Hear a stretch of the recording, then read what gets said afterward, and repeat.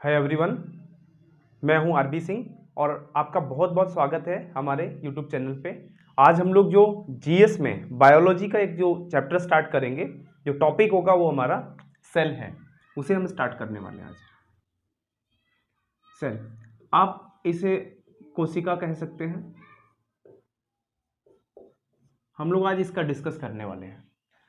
सबसे पहले अगर हम देखें जो कोशिका है, इसको समझने के लिए जैसे सभी के सभी जितने भी आपको जितने भी जीव मिलते हैं, जीव विज्ञान या बायोलॉजी में जितने भी आपको जीव होंगे, वो सारे के सारे जीव जो हैं वो कम से कम उनके लिए कोशिका का होना एक बेहद जरूरी बात हो जाती है। कोशिका, ठीक है। तो सभी में कोशिका है, लेकिन कुछ ऐसे एक्सेप्शन हैं जिन्हें हम अपवाद कहेंगे। अपवाद कह सकते हैं जिनमें कोशिका जो है नहीं होगी। जैसे मतलब सभी जीवों में कोशिका है, लेकिन कुछ हैं जिनमें अपवाद है या जिनमें कोशिका नहीं है, तो हम उन जीवों को कहेंगे अकोशिकी या फिर बिना कोशिका का वाले। तो याद रखना है, इसमें आ जाते हैं हमारे वायरस। जैसे वायरस हो जाएगा, वायरॉइड आ जाएगा,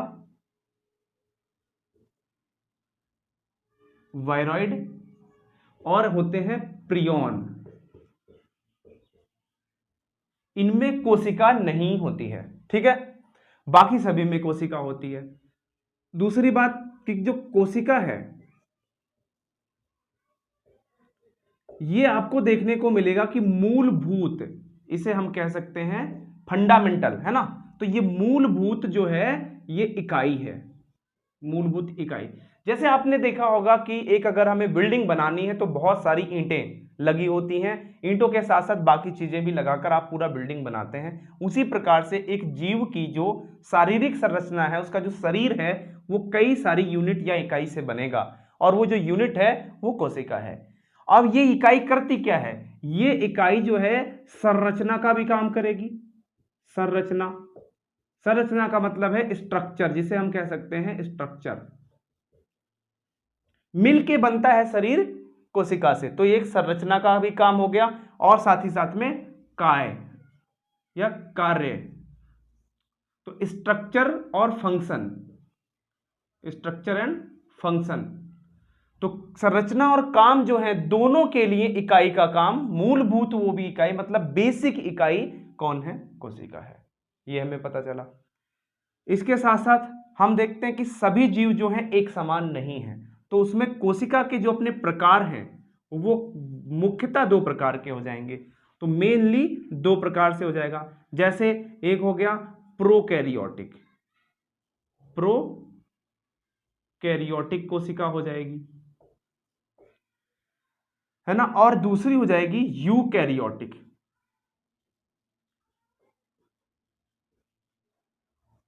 जैसे अब प्रोकैरियोटिक और यूकैरियोटिक कोशिका में थोड़ा सा डिफरेंस होता है, उसे समझने की कोशिश करेंगे। बहुत आसान है। अगर मैं यहां पर एक कोशिका का चित्र बनाने की कोशिश करूं तो आपको ये जो है कोशिका की एक मेम्ब्रेन, हम जिसे कह सकते हैं प्लाज्मा मेम्ब्रेन या फिर सेल मेम्ब्रेन, तो ये एक मेम्ब्रेन है, और उस मेम्ब्रेन के अंदर द्रव्य भरा होगा जिसे हम जीव द्रव्य कहेंगे, जीव द्रव्य। तो उस जीव द्रव्य के साथ अगर एक अंदर और उसके कोई मेम्ब्रेन है, बाहर की एक मेम्ब्रेन, अंदर की मेम्ब्रेन है, तो ये हो गया यूकैरियोटिक। क्यों? क्योंकि ये अंदर वाली मेम्ब्रेन के अंदर जो है वो डीएनए को ठीक तरीके से संभाल कर रखा जाता है, ये यूकैरियोटिक है। ज्यादातर जो आप लिविंग ऑर्गेनिज्म देखते हैं, जैसे पैरामीशियम को जानते हैं, यूग्लिना को जानते हैं, अमीबा को जानते हैं, साथ ही साथ में अगर आगे बढ़ेंगे तो जितने भी जीव हैं ज्यादातर में यूकैरियोटिक है। फिर प्रोकैरियोटिक में कौन सी है? तो कोशिका का जो प्रकार, कोशिका का जो प्रकार जिसमें प्रोकैरियोटिक है, उसमें आ जाते हैं हमारे बैक्टीरिया। तो ध्यान रखना, ये क्वेश्चन अगर कभी भी आता है तो बैक्टीरिया जो है वो प्रोकैरियोटिक सेल प्रकार, प्रोकैरियोटिक प्रकार की सेल का एक जीव होता है बैक्टीरिया। जैसे आप जब भी बीमार पड़ते तो आपका ज्यादातर इन्फेक्शन जो है बैक्टीरिया का होता है, तो उसमें आपको प्रोकैरियोटिक सेल होती है। हमने यूकैरियोटिक सेल बता दी। अगर हम प्रोकैरियोटिक सेल की बात करें तो अंदर वाली ये मेम्ब्रेन होती नहीं है। इस मेम्ब्रेन के ना होने के कारण इसका डीएनए जो है सेल में उलझा हुआ पड़ा रहेगा। अब ये कोशिका हो जाएगी प्रोकैरियोटिक। तो ध्यान रखना है, बैक्टीरिया प्रोकैरियोटिक सेल होती है और वायरस और वायरॉइड्स जो प्रियॉन्स होते हैं इनमें कोशिका नहीं होती है और ज्यादातर जीवों में कोशिका होती है। और कोशिका जो है वो मूलभूत इकाई है किसकी? संरचना की और कार्य की। मतलब जब भी कभी जीव में जो भी काम होंगे वो कोशिका करेगी। आप कहते हैं कि मैं बोल रहा हूं या कोई और बोल रहा है, कोई झगड़ रहा है, कोई चल रहा है, नहीं, समस्त कोशिकाएं मिलकर वो काम कर रही हैं। यहां पर जो कोशिका है वो काम भी करती है और संरचना भी बनाती। शरीर भी कोशिकाओं से मिलकर बना है।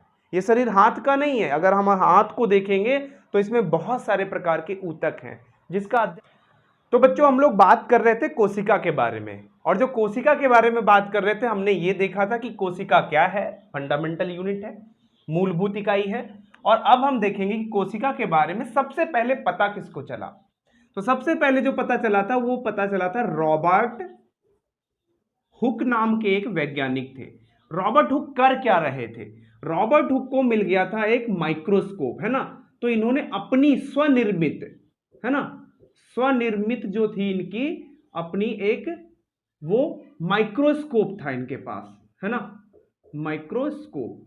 तो इस अपने स्वनिर्मित माइक्रोस्कोप के अंदर इन्होंने एक स्लाइड तैयार की। जैसे हम कह सकते हैं कि इन्होंने कॉर्क होता है, कॉर्क, कॉर्क का मतलब है कि पेड़ की छाल। तो जो ये पेड़ की छाल होती है उसकी कॉर्क उसे कहेंगे। तो उस कॉर्क के पतले जो पतले पतले उन्होंने सेक्शन काटे थे, थिन स्लाइस, टुकड़े। तो पतले उनके जो टुकड़े थे उनको देखा था। कॉर्क की, कॉर्क क्या होता है? पेड़ की छाल, उसके पतले पतले टुकड़े काटे थे और उन पतले टुकड़ों को अपने स्वनिर्मित माइक्रोस्कोप में रॉबर्ट हुक ने देखा था। और यह बात थी 1665 की। 1665 का मतलब है कि एक बहुत पुराना समय, ठीक है। तो पतले टुकड़े देखे थे और अब उसमें कॉर्क देखते हैं क्या कि पेड़ की छाल जो होती है वो जीवित होती है कि मतलब लिविंग होती है, नॉन लिविंग होती है, मतलब जीवित होती है या फिर मृत होती है। तो एक्चुअली ये मृत कोशिकाएं थी, जीवित कोशिकाएं नहीं थी। तो मृत कोशिकाओं में होगा क्या? ये पौधा है, कॉर्क पेड़ की छाल।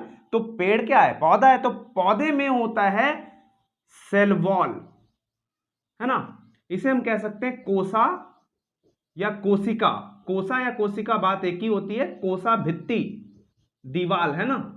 तो वो कोसा भित्ति जो है वो सेल वॉल जो होती है किसकी होती है? सेलुलोज की होती है। तो चूंकि मृत कोशिकाएं जो होती हैं उसमें क्या होता है कि अगर ये हम बना देते हैं सेल मेम्ब्रेन, तो यहां पर इस प्रकार से आपने प्लांट सेल में ऐसे सेल वॉल देखने को मिलता है। तो जब ये कोशिका मृत होती है तो इसके अंदर का जो पानी है या अंदर का जीव द्रव्य है वो सूखने लग जाता है। और जब सूखने लग जाएगा तो क्या हो जाएगा कि ये पूरा का पूरा सिस्टम सूख जाएगा और बचेगा क्या? अंदर बचेगा सिर्फ आपको ये कोशिका भित्ति बचेगी, सिर्फ ये सेल वॉल सिर्फ बचेगी। तो इन्होंने एक प्रकार से रॉबर्ट हुक ने जो देखा था वो मृत कोशिकाओं को देखा था जिसमें सेल वॉल नजर आई थी, या जिसे हम कह सकते हैं कोसा भित्ति इनको नजर आई थी। ये बात है 1665 में। लेकिन हम पूछेंगे कि ये मृत कोशिकाओं को देखा था रॉबर्ट हुक ने, तो जीवित कोशिकाओं को किसने देखा था? तो जो जीवित कोशिकाएं हैं, जीवित कोशिकाओं को देखा था लुवेनहॉक। लुवेनहॉक, लुवेनहॉक की एक बहुत गंदी आदत थी, और वो ये आदत थी कि इन्होंने पहली बार माइक्रोस्कोप किसी और साइंटिस्ट गैलीलियो ने बनाई थी, और गैलीलियो से इन्होंने अपडेट कर लिया। इनके बाद लुवेनहॉक ने भी इसी माइक्रोस्कोप में थोड़ा सा अपना तजुर्बा लगा दिया, और फाइनली इन्होंने लुवेनहॉक ने जब माइक्रोस्कोप मिल गई इनको तो इन्होंने कीचड़ देखा, अपने दांत का खुरचा मैल देखा और तमाम चीजें देखनी शुरू की, ब्लड देखा और उनमें विभिन्न प्रकार की कोशिकाएं देखी। लेकिन वो कोशिकाएं सभी कैसी थी? जीवित थी। कीचड़ में क्या होता है? बैक्टीरिया, वायरस होते हैं। तो ज्यादातर बैक्टीरिया को इन्होंने देखा। तो लुवेनहॉक थे, उन्होंने जीवित कोशिका देखी, और यह बात है 1674 की। तो 1674 में लुवेनहॉक ने जीवित कोशिका देखी और रॉबर्ट हुक ने मृत कोशिका देखी 1665 में। तो इस प्रकार से जो खोज है कोशिका की, डिस्कवरी जो है वो रॉबर्ट हुक के द्वारा मानी जाती है। जीवित कोशिका की खोज लुवेनहॉक के द्वारा मानी जाती है। तो डियर स्टूडेंट, हम आपके लिए बहुत सारी क्लासेस बैक टू बैक लेके आने वाले हैं जिनमें हम सारी प्रकार से हर एक चैप्टर की बात करेंगे और जीएस में जो बायोलॉजी का सेक्शन है उसको मजबूत तरीके से पढ़ेंगे, है ना। और ताकि हम उन स्तर तक पहुंच सके जिन स्तर पे ज्यादातर फ्रीक्वेंटली क्वेश्चंस बन जाते हैं। तो ठीक है, ऑल द बेस्ट, बने रहिए हमारे साथ और हमें कमेंट करके भी बताइए कि आपको किस प्रकार से कौन से टॉपिक की जानकारी चाहिए।